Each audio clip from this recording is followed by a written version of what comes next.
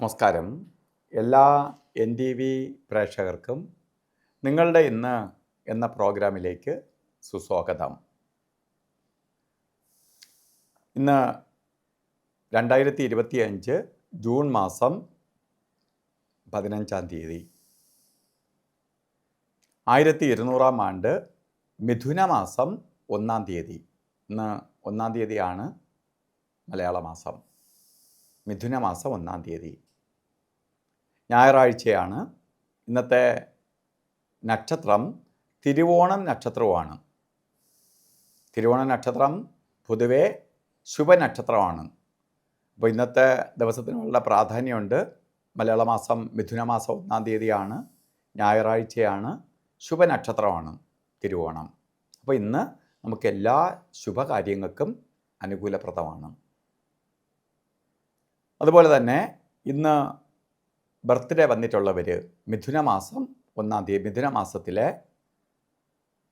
തിരുവോണ നക്ഷത്രം ബർത്ത്ഡേ ആയിട്ട് വന്നിട്ടുള്ളവർക്ക്, അപ്പോൾ ഈ മിഥുന മാസത്തിലെ ബർത്ത്ഡേ നമുക്ക് എടുക്കുമ്പോൾ ശ്രദ്ധിക്കേണ്ട ഒരു കാര്യം, ഒരു മാസത്തിൽ 2 നക്ഷത്രം വരികയാണെങ്കിൽ, ഈ മാസത്തിൽ മിഥുന മാസത്തിൽ 2 തിരുവോണ നക്ഷത്രം വരും. 28-ാം തീയതിയും തിരുവോണം വരും. 2 തിരുവോണ നക്ഷത്രം വരികയാണെങ്കിൽ ശരിക്ക് നമുക്ക് 2ാമത്തെ നക്ഷത്രത്തിന് കൂടുതൽ പ്രാധാന്യം കൊടുത്താൽ മതിയെന്നാണ്.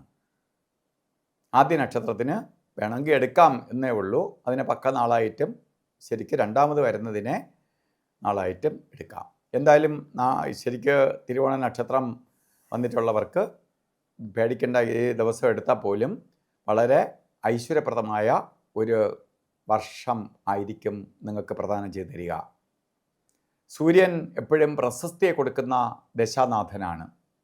നമുക്ക് ഏറ്റവും പ്രോഗ്രസ്സിനെ കൊടുക്കുന്ന ദശാനാഥനാണ്. അതുകൊണ്ട് ശുഭകാര്യങ്ങൾക്കെല്ലാം ഇറങ്ങാവുന്ന ഒരു വർഷമാണ് നിങ്ങൾക്കെന്ന് അറിയുക. അതുപോലെ തന്നെ നമുക്ക് ബർത്ത്ഡേ വന്നിട്ടുള്ളവർക്ക് ഒരു വർഷത്തെ ഫലത്തെയാണല്ലോ ചിന്തിക്കണേ. അപ്പോൾ നമ്മൾ കൂടുതലായിട്ട് സൂര്യൻ്റെ കാലഘട്ടം ആയതുകൊണ്ട് കൂടുതൽ പ്രാർത്ഥന നിരതരായിരിക്കുക. അതുപോലെ സൂര്യൻ്റെ പ്രീതി ലഭിക്കാനായിട്ട് പ്രപഞ്ചനാഥനായ സൂര്യനെ നിത്യവും ആരാധിക്കുക, ഒരു വർഷവും തൊഴുക.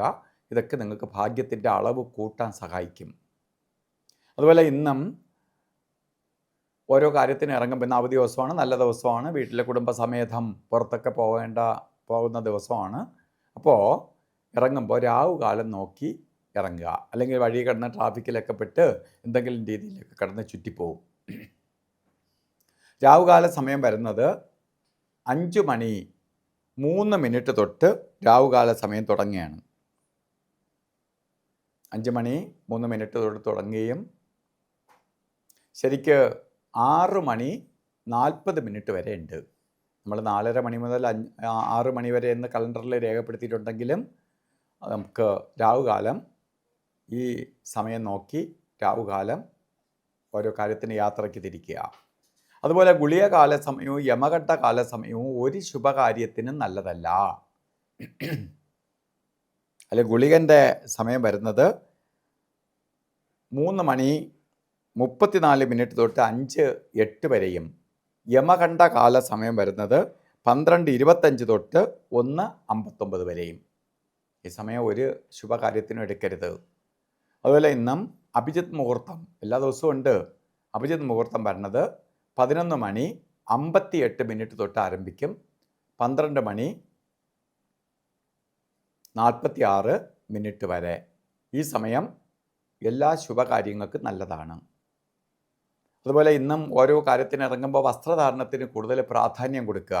വസ്ത്രധാരണം നോക്കുമ്പോൾ ശരിക്ക് താമരപ്പൂവിൻ്റെ കളറോ അല്ലെങ്കിൽ റോസ് കളറോ ചുടുകലിൻ്റെ കളറോയിലൊക്കെ ഉള്ള ഡ്രസ്സ് വസ്ത്രധാരണമായി ഉൾപ്പെടുത്തുന്നത് ഏറ്റവും നന്നായിരിക്കും.